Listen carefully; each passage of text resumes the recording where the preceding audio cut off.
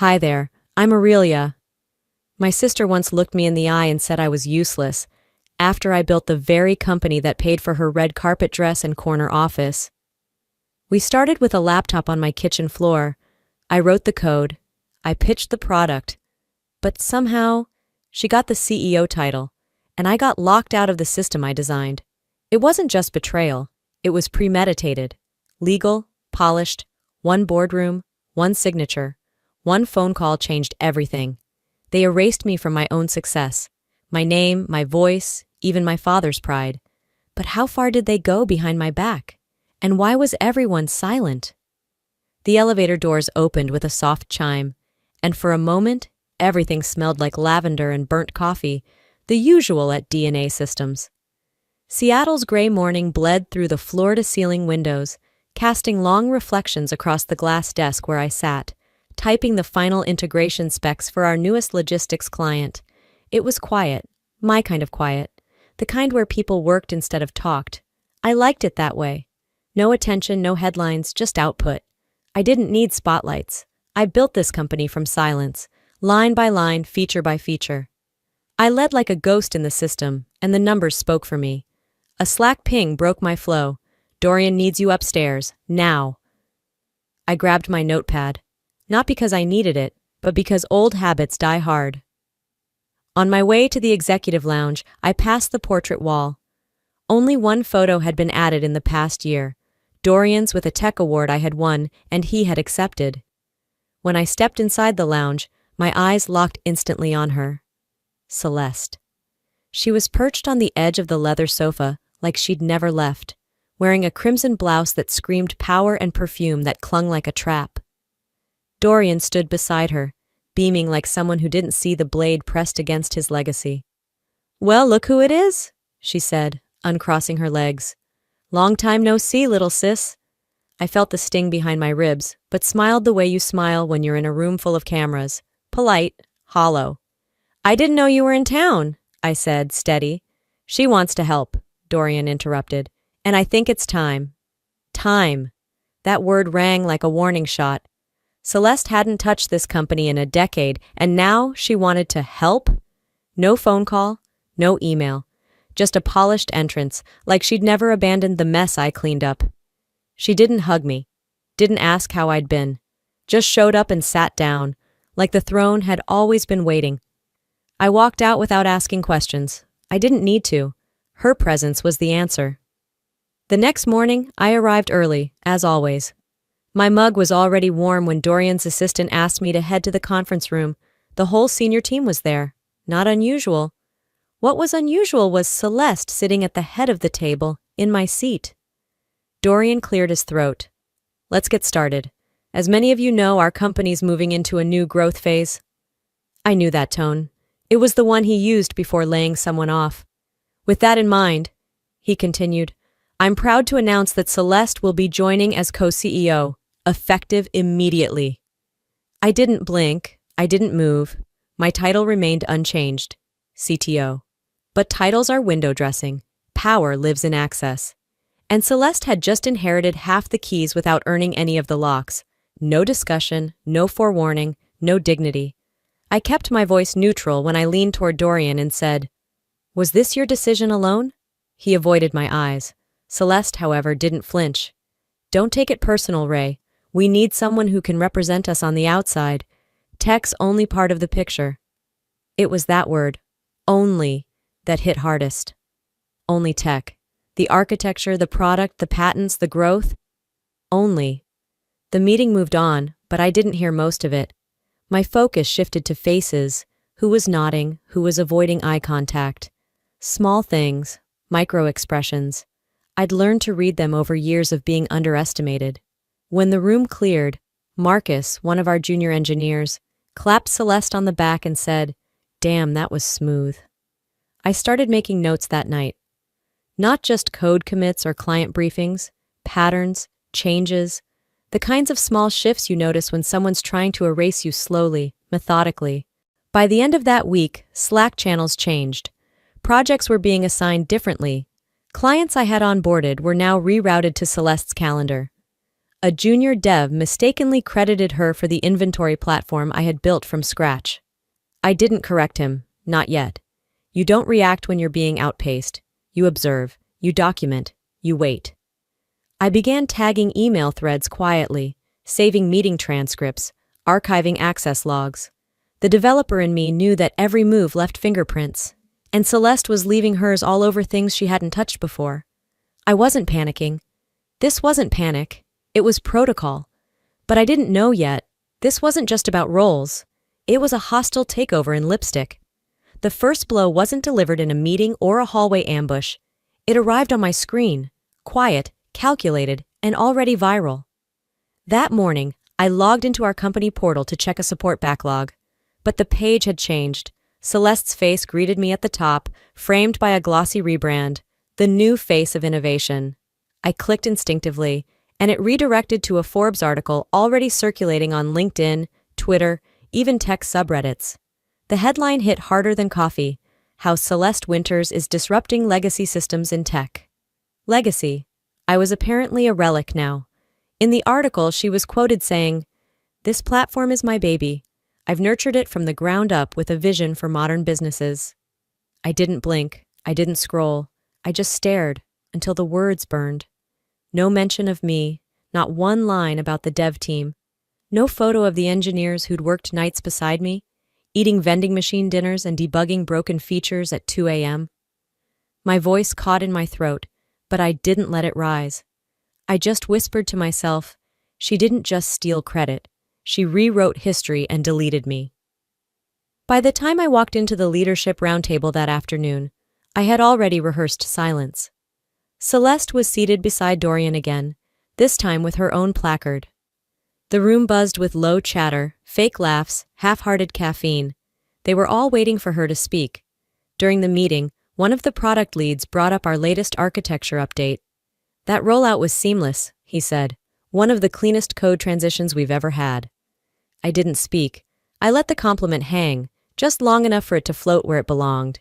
Then Celeste cleared her throat. "That was a team effort," she said, smiling. "I guided most of that. Lies are funny things. They don't even tremble when they're spoken with confidence." Then she turned toward me, and the entire room fell still. "You're great with code, Aurelia," she said casually, with that trademark patronizing tone. "But not everyone's cut out for leadership." I watched half the table flinch. The other half kept their eyes glued to their laptops, as if suddenly fascinated by calendar invites. Dorian didn't say a word. My jaw tightened, but I smiled. She didn't stab me. She peeled me open in front of witnesses, and none of them stepped in. No one defended me, not even Dorian, who once told me I had a mind like a machine, precise and relentless. Back in my office, I closed the door and sat there, hands resting on the desk, mind cycling through every word she said, every glance she stole, every inch of recognition she clawed away. I wasn't angry, not yet. But I was done pretending this was normal. Within a week, the tone inside the company shifted, subtly but clearly. Slack mentions went from routine to rare. I'd be tagged in dev threads late, after key decisions had been made. Project approvals that used to pass through my inbox now landed on Celeste's desk. A new junior exec, fresh from some overpriced MBA program, accidentally introduced her during a client call as one of the founding minds behind our platform. I raised an eyebrow. Celeste didn't correct him. Later that day, I walked past her office. She was laughing with Dorian, sipping some imported matcha like royalty. She'd built nothing, but now she was everything. I started recording every instance, every omission, every stolen moment, screenshots, emails, meeting transcriptions, anything that proved I had been there before she decided to wear my skin. I wasn't asking to be celebrated. I was demanding to be recognized for what I built, with my hands, with my sacrifice. It wasn't jealousy, it was justice. And I could feel the line she crossed harden into something irreversible. Because on Friday, during a town hall quanda, someone asked, "What do you think differentiates DNA from other software companies?" Celeste answered instantly. "Simplicity, leadership, vision." She paused, then added, "We cut through legacy code, old systems, useless processes." The word rang like a gunshot. Useless. She didn't look at me when she said it. She didn't have to. The room stayed quiet. That same still, afraid quiet that always follows cruelty when no one wants to get involved. My fingers dug into the armrest, but I didn't speak. Not yet. Let her have the podium. Let her think she owned the spotlight. Because if Celeste wanted a narrative war, she just started it. By Monday morning, I knew something was coming. You could feel it in the air, the kind of unease that creeps under the skin before a system crashes. The building felt colder, or maybe it was just me. There was a silence between the elevators and the hallway that hadn't existed before. I stepped out on our floor and stopped. My nameplate was gone. The office I had worked in for nearly 8 years, the space I had designed, the one with the server dashboard on one wall and sticky notes layered with handwritten algorithms on the other, was empty, bare. The desk wiped clean, not a paperclip out of place. HR called it a space optimization decision. Just a reshuffle, the assistant said over the phone. We thought this side room might suit your needs better. Fewer distractions. Fewer people, you mean? I didn't argue. I nodded politely. Then I packed my things, the few they hadn't already touched, and walked to the new room. It wasn't even a proper office, more like a converted copy nook. No window, buzzing overhead light that hummed off tempo. My chair didn't swivel right. The Ethernet cable dangled like a sad afterthought. Not a single person made eye contact as I walked past. They didn't fire me. They made me invisible. By Wednesday, my calendar had gone suspiciously blank. Meetings I used to lead were happening without me. I checked the ops dashboard. My admin access had been downgraded. No explanation. No notice. That afternoon, I ran into Ben, one of our younger execs, by the coffee machine. He smiled, clueless. Hey, I just saw the new roadmap. Pretty slick. Celeste's really got the vision thing down. I tilted my head. Which roadmap? He blinked. The one shared at this morning's exec sync. You weren't there? I didn't answer. I didn't need to. That moment spoke louder than anything he could have said. I walked back to my new room, logged in, and tried to access the roadmap folder. Access denied. I built the system. Now I was locked out of it. Late that evening, I stared at my own reflection in the dark monitor. Not broken, just paused. The way a storm holds its breath before it hits. I decided to call Mom. I didn't need comfort. I just needed someone who remembered who I was. Before all this. She picked up on the second ring. Hi, sweetheart. I sat there, trying to phrase the thing without sounding bitter. I talked about the move, the meeting exclusions, the casual undermining. I kept it calm, factual. She was quiet. Then she sighed. Maybe this is just growing pains. Celeste is under a lot of pressure, too. I felt my grip on the phone tighten. Pressure? Was I supposed to give her grace for dismantling my work just because she dressed it in heels and smiled through a press release? I didn't argue. I didn't scream. I didn't cry. I just said, "Thanks, Mom," and hung up. But the silence that followed her words said more than she knew. When your own mother offers sympathy to the person hurting you, it makes you wonder how long you've been misreading loyalty. Maybe love had always been conditional in our house. Quiet for one child, pride for another. Celeste knew that, and now she was using it as leverage. Back at the office, I began updating a personal spreadsheet. Nothing on company servers. Just my own list. Meetings missed. Approvals rerouted. Job titles changed without HR notification. The data told its own story. Like malware burrowing through a network, this wasn't chaos. It was strategy. Slow, deliberate. I'd seen this before. In failing systems, when one node starts getting isolated, it's not long before the rest of the network forgets it ever mattered. First, they move you. Then they mute you. Then they erase you. But I wasn't a node. I was the architect. There's a distinct tone your gut makes when something doesn't sit right. Not quite fear, not quite anger. It's more like an itch you can't scratch. And that's exactly what I felt the next morning when I opened my laptop and saw a red flag blinking in the corner of my screen. License check failed. At first I figured it was just a back-end hiccup. Happens sometimes when load balancing shifts overnight. But when I pinged the dev logs, the failure looped 3 times, then pointed to something I hadn't touched in months. Clause 18b. That wasn't part of our standard license language. I should know. I wrote it. My heart didn't race, but I leaned in, narrowed my eyes, and whispered to myself, "What did you do?" The clause was buried, 4 subpages deep into a vendor contract update Celeste had fast-tracked, while I was busy being excluded from the roadmap meetings. Its header read like something harmless, Asset Consolidation Protocol, but its content was poison dressed in Times New Roman. Effective upon signature, intellectual property derived from tools under shared strategic oversight shall be considered jointly owned. Strategic oversight. A vague, legally stretchable phrase. It meant nothing and everything. I dug deeper, combing through DocuSign logs and internal memos, and there it was, my signature, forged digitally by an assistant I had never worked with. The digital trail linked back to a firm in Manhattan. Name on the record, Harper Klein, a contract lawyer from Celeste's previous firm in New York. So that was the plan. Erase me not just from meetings or Slack threads, but from ownership itself. She wasn't just taking credit, she was reassigning history, line by line, clause by clause. I stared at the screen, jaw clenched. My calendar pinged, but I ignored it.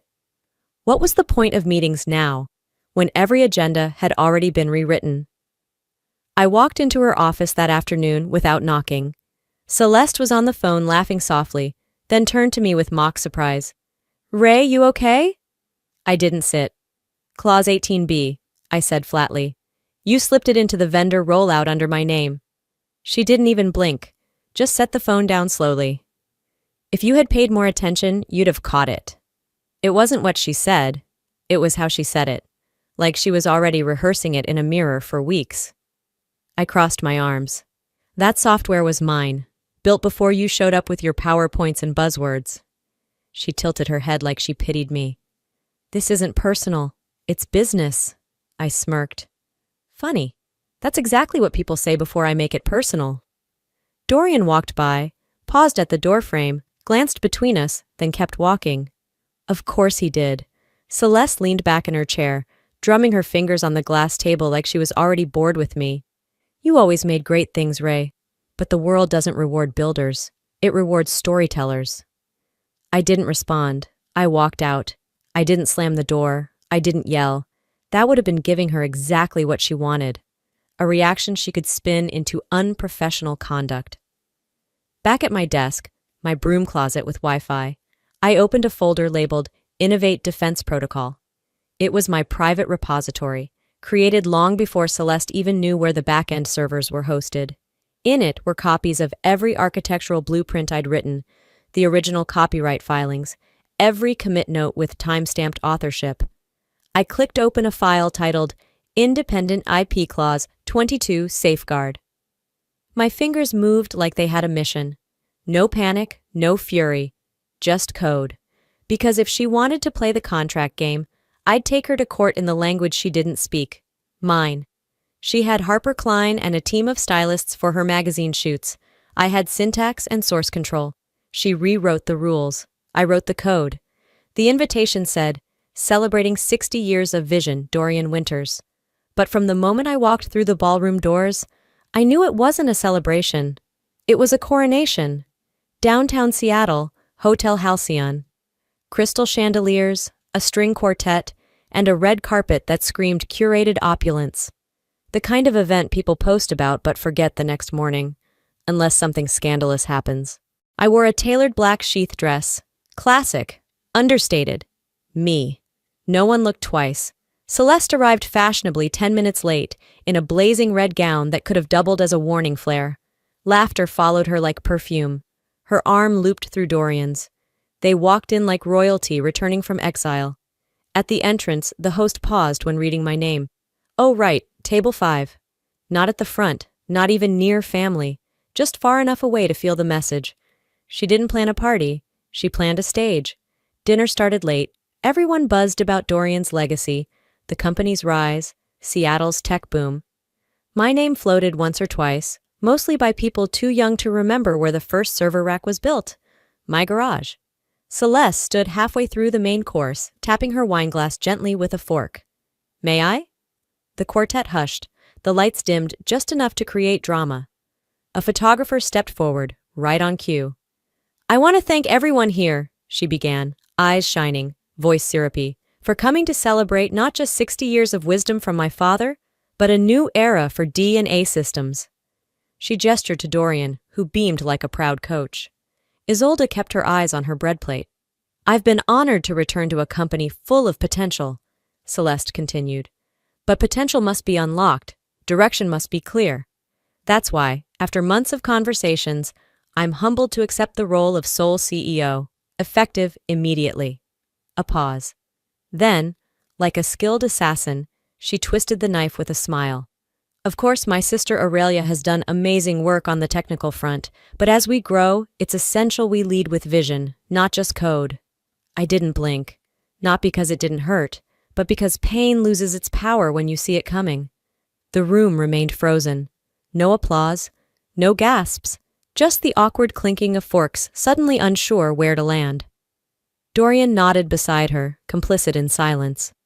I looked toward Isolde. She didn't meet my eyes. She didn't have to. She already picked her daughter. And it wasn't me. She didn't just steal my title. She robbed me of their silence. Later that night, while stepping out for air, I passed by the staff hallway behind the ballroom. That's when I heard Marcus. My Marcus, the junior developer I had mentored since his first line of Python, the one I vouched for when he screwed up that database deployment last year. He was laughing.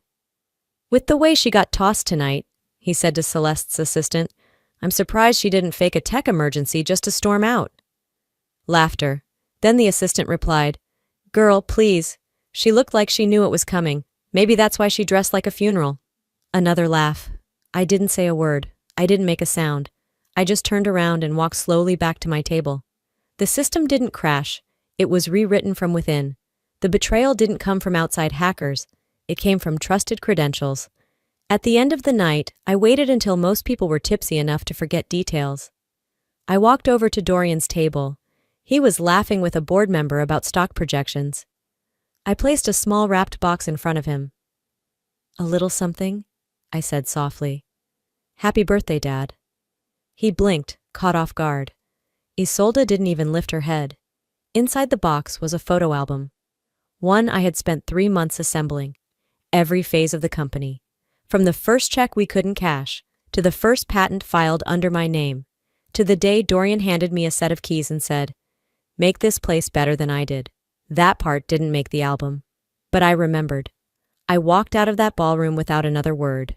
No scene, no tears, just a quiet exit. The kind that doesn't announce itself, but leaves a dent. I sent a single text to my lawyer. "Initiate fallback protocol." She turned the lights on herself. I'd already flipped the main breaker. I didn't sleep that night. I didn't need to. While the ballroom emptied of champagne flutes and hollow praise, I sat in my home office with my laptop open, the soft blue glow casting long shadows across the walls. No music, no distractions, just me, a black coffee gone cold, and a desktop cluttered with contracts, code windows, and a single sticky note that read, Clause 22, License expiration, 3 a.m., May 11th. I had waited a long time for this window. They played the title game. I played the asset game. And while Celeste was busy printing invitations and booking photographers, I'd been scripting lines of legal and logical code, each one wired to a timer they never saw coming. By 2:43 a.m., the contracts were confirmed, the delivery sequence tested, and the automated messaging queued.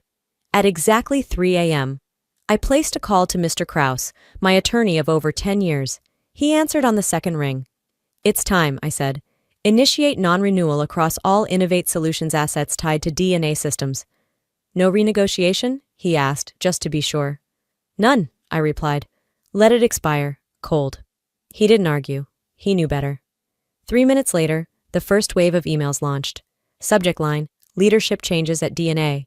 What this means for you. Recipients, every major client who licensed our flagship product. Every vendor that had tied their software integrations to our platform. And every employee who ever signed a contract citing my name on their onboarding packet. Inside the email was a single message.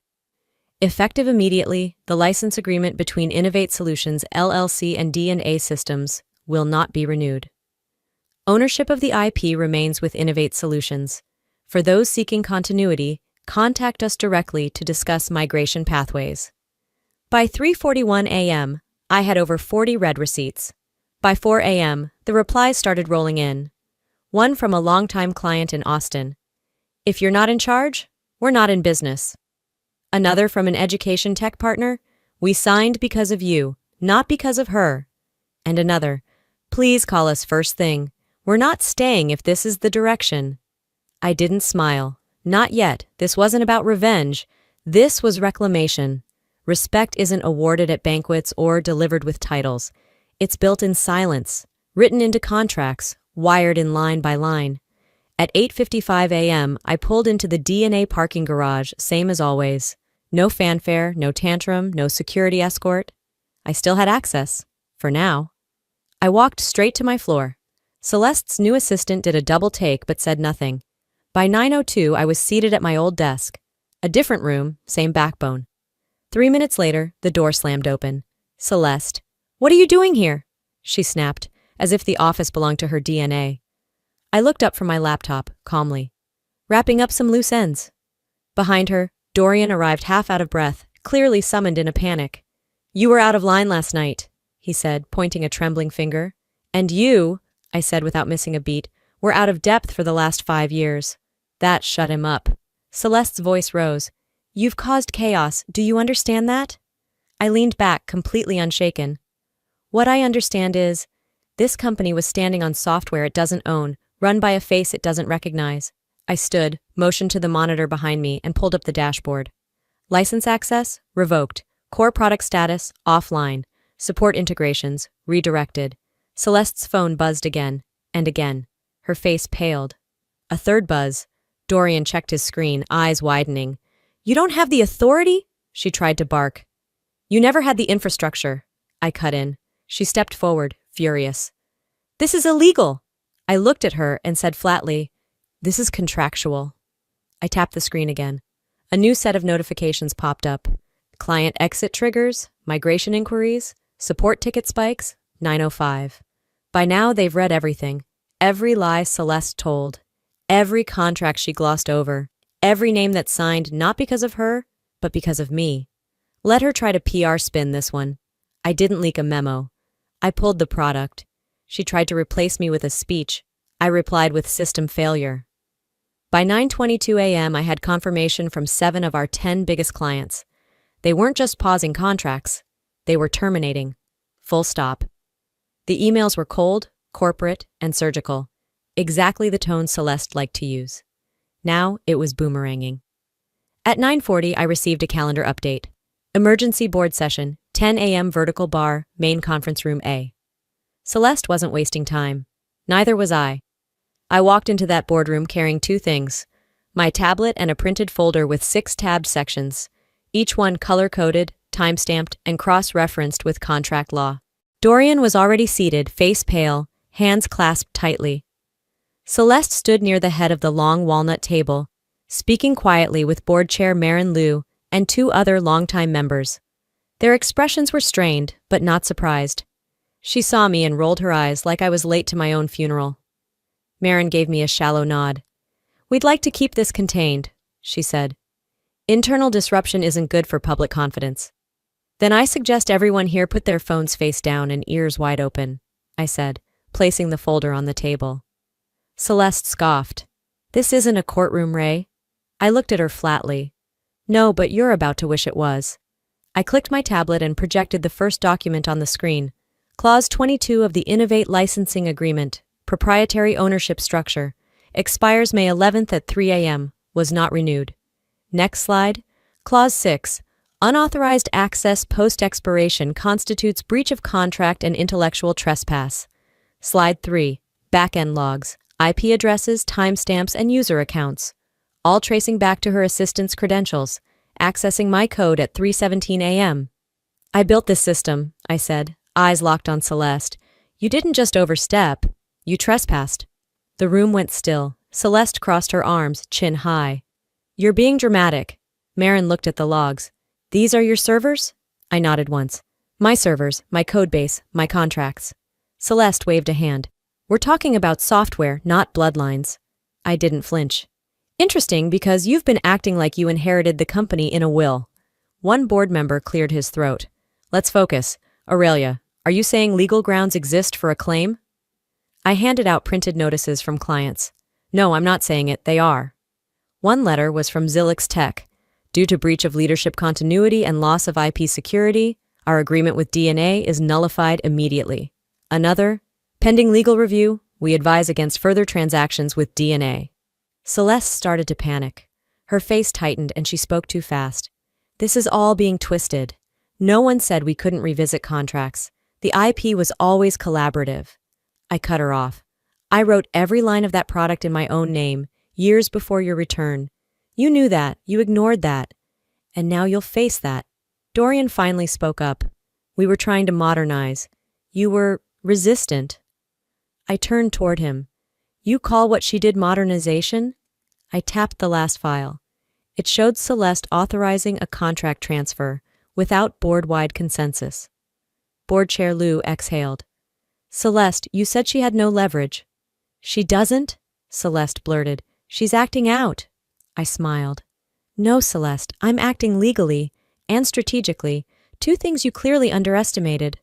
A board member asked softly, What's your end goal, Aurelia?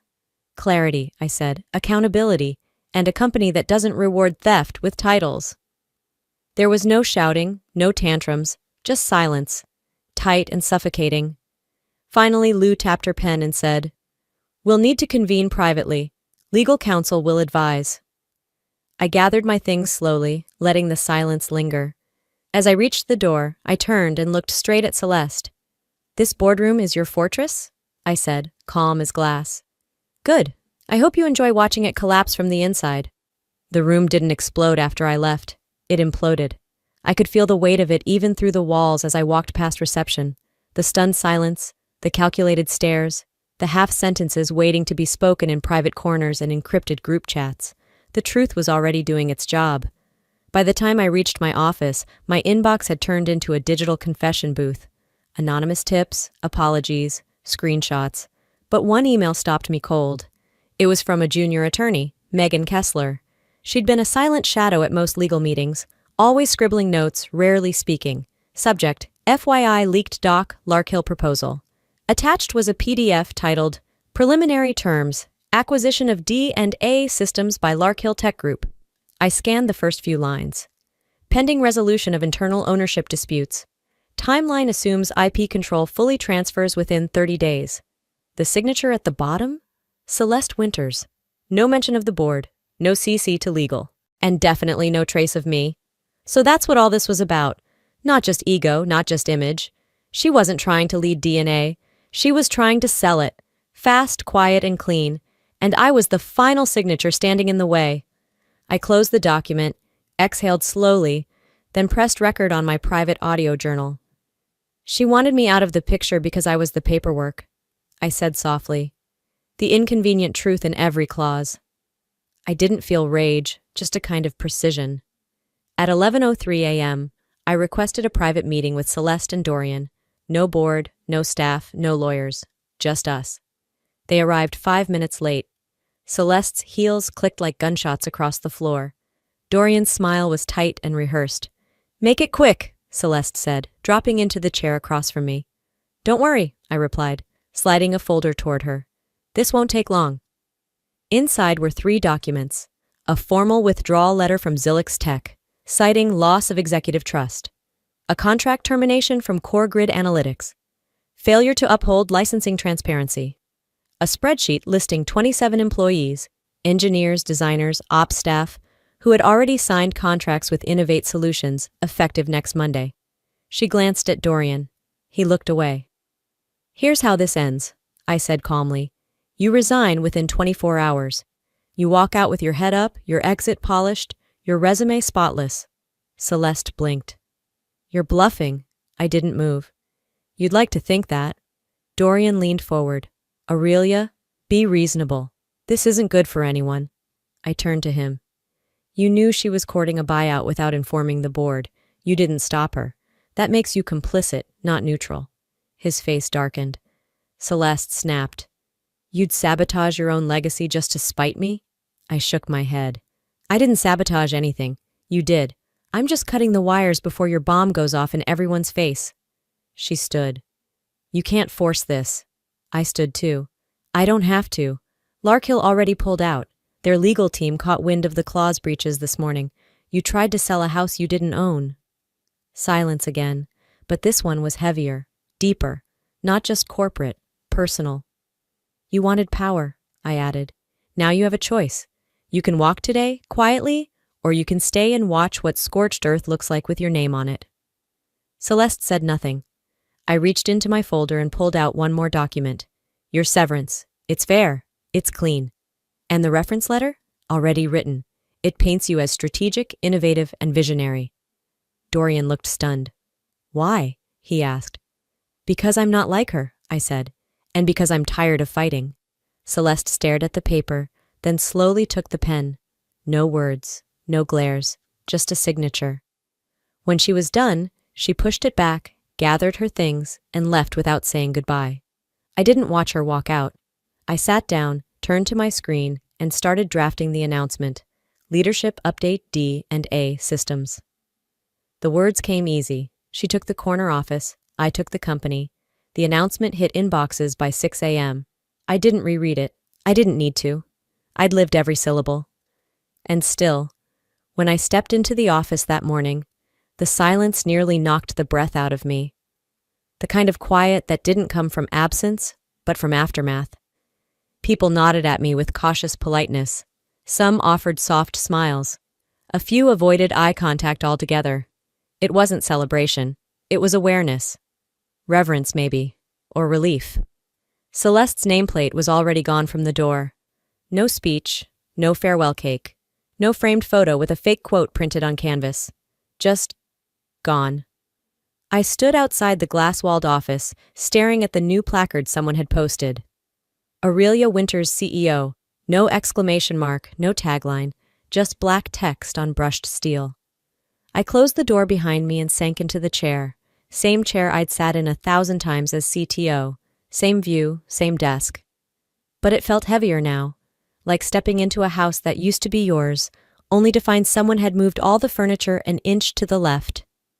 On the corner of the desk sat the small wrapped box I had left at the gala, the photo album. I hadn't opened it. Not then. Not when I walked away from Dorian without waiting for him to unwrap it. Not when I cleared out the betrayal from the code base. But now, I finally peeled back the paper. Inside were snapshots, black and white grainy prints from the early years. Me in oversized glasses sitting on the floor with cables tangled around my feet. A whiteboard sketch with DNAV01 written in Sharpie. A printed quote taped to the corner. We start small. We stay sharp. My handwriting. And at the very back, a post-it, yellowed with time. For the ones they underestimated. Dad. I stared at that handwriting until my eyes blurred. There was no dramatic music, no standing ovation, just me, alone, holding the thing I'd almost given up to people who couldn't spell integrity without a lawyer. Dorian retired the next week. He sent a group email citing health, clarity, and quality time with family. We spoke briefly at Thanksgiving. He told me the turkey was dry. I told him it wasn't the bird's fault. Isolde dropped by once in December. She didn't mention Celeste, just commented on the office plants and brought me homemade peach cobbler. The kind she used to make when things were okay. We didn't talk about the company. We didn't talk about family, but she hugged me a little longer than usual before leaving. As for Celeste, she vanished like a glitch in a live demo. Word had it she took a job in San Jose. Something about a product strategist position. Mid-level, no press release, no public statement, and not a single message to me. I didn't expect one. Some wounds don't bleed. They just stay beneath the skin, waiting for pressure. But I wasn't bleeding anymore. I wasn't bitter either. I was rebuilding. And this time, I wasn't building for headlines. I launched a mentorship initiative, one-on-one coaching for women in back-end engineering, no media hype, no PR filter, just code, guidance, and growth. We branded the new platform, built by quiet hands, because that's what we were. Quiet, consistent, relentless. I didn't hold town halls or press junkets. I didn't need to. I led in the background, but not in the shadows, and slowly, very slowly, the company began to shift. Not with fanfare, but with trust. Engineers spoke up more. Teams experimented faster. Clients returned.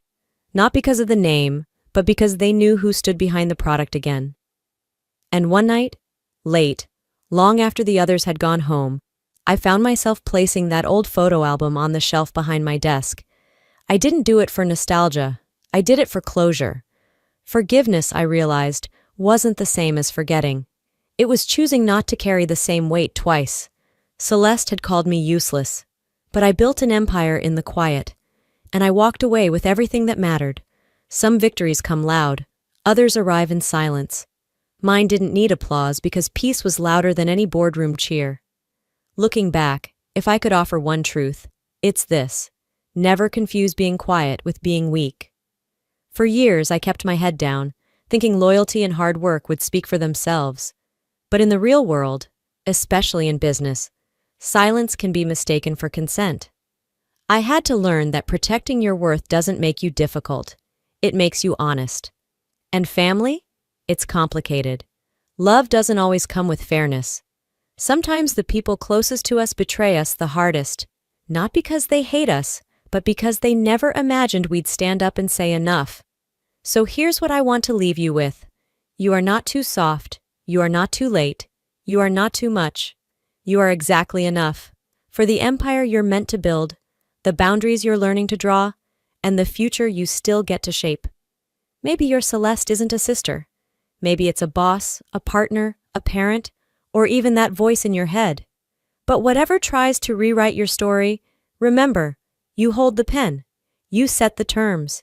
You can walk away whole. Now I'd love to hear from you. Have you ever had to take your power back, quietly or not? What would you have done differently if you were in my shoes?